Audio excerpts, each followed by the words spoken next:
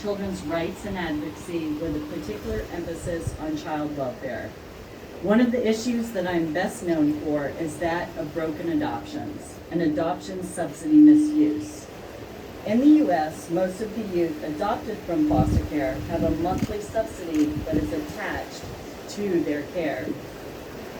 I've written and spoken about the impact on youth extensively, including the disturbing reality that the adoption subsidy continues to be paid, even if the youth is no longer in the adoptive parent's home, and even if the youth is returned to foster care.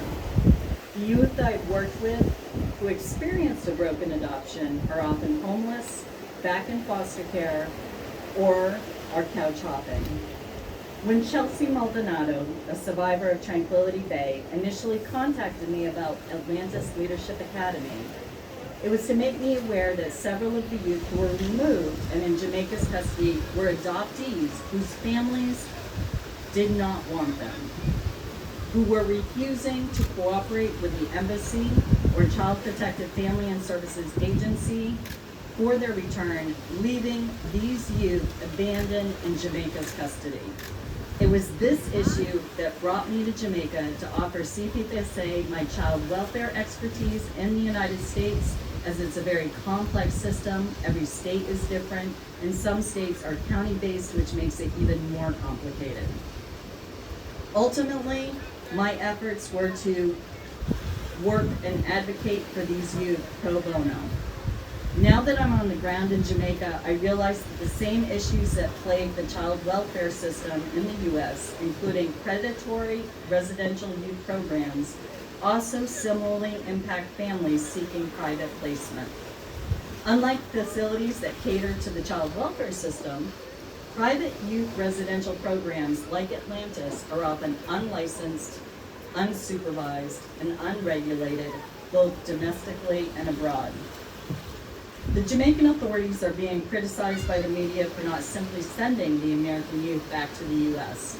How dare you look at us and ask for a home study of us? But there's a reason why home studies are necessary to ensure the safe placement of children back into the United States. They are rightfully doing their due diligence to ensure the boys' safe return, particularly for the families who don't want them. Something that was not done when the boys were taken by hired strangers and forcibly transported here. One of the success stories that Atlantis shares with prospective parents is one in which Atlantis warehoused an adopted youth until he was 18, dropped him off in Miami with some money, and told him never to contact his adoptive parents again.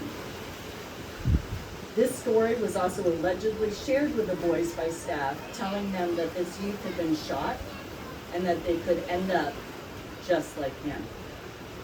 The boys have shared with me the alleged abuse that they suffered.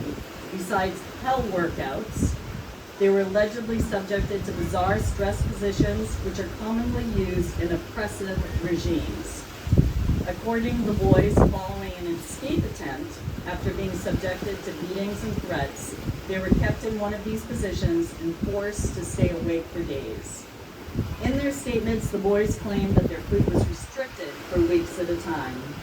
One boy's dramatic weight loss is visible in the photographs released in recent media reports.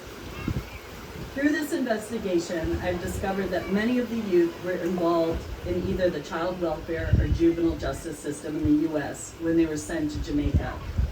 When a system-involved youth is transferred between states in the United States, they are subjected to an investigative process called the Interstate Compact on the Placement of Children, the ICPC, to ensure the safety of the child's placement wherever they go. It is often a lengthy process. There is a lot of red tape. There is no similar oversight for international placements. In addition, we allegedly are now seeing state systems closing their cases upon children being sent out of the country with no investigation, no oversight, and no regulation.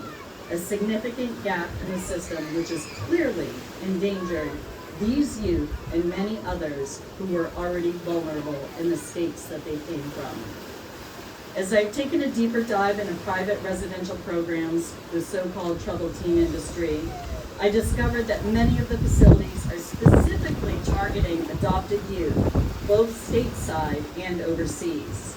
A new form of broken adoptions that I had not encountered before.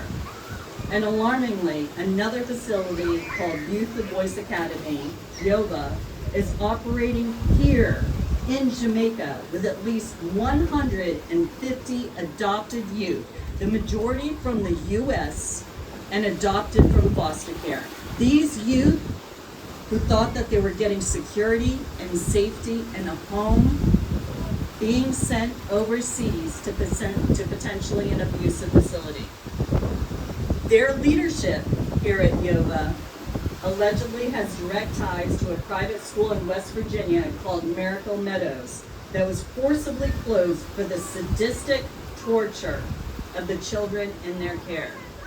To understand the depravity of what the children experienced, you must understand the fact that the lawsuits have settled for over 100 million US dollars.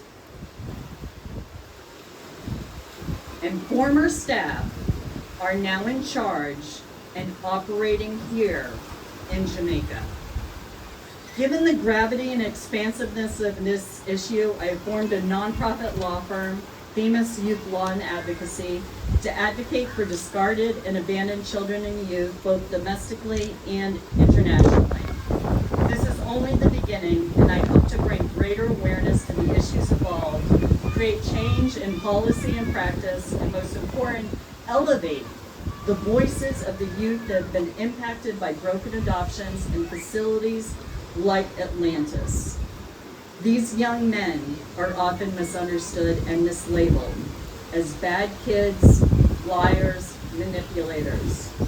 But if you had met them, you would take away a completely different impression. I'm grateful for this opportunity to speak today.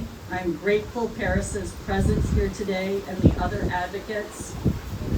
And I know that the boys feel that their voices are finally being heard, and I ask that the international media communicate that out to the world.